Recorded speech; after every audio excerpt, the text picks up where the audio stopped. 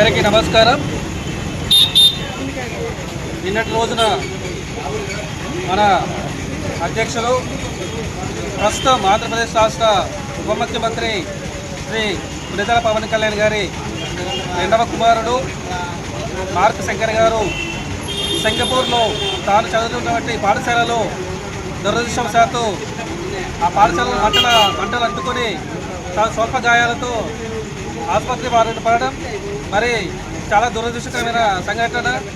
మరి ఈ సంఘటనను మన దృష్టిలో పెట్టుకొని మరి వారు మార్క్ శంకర్ గారు ఆయురారోగ్యాలతో ప్రసక్తి చేకూర్చాలని ఈరోజు అనంతపురం జిల్లా గుంతకల్లు నియోజకవర్గం కామెడి పట్టణంలో స్థానికంగా ఉన్నటువంటి పంచముఖ ఆంజనేయ స్వామి గుడి దగ్గర మరి శంకర్ గారి పేరు మీద అర్చన పూజ మరియు టెంకాయలు కొట్టడం జరిగింది.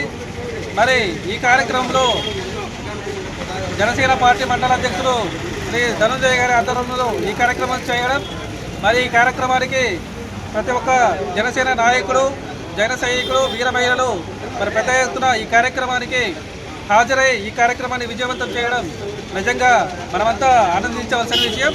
మరి ఈ యొక్క సమిష్టి కృషి, మరి ఈ యొక్క యూనిటీ అనేది ఇక ముందు కూడా కొనసాగాలని, ఇంకా అభివృద్ధి చెందాలని ఈ సందర్భంగా తెలియజేస్తూ సెలవు తీసుకుంటున్న జై జనసేన.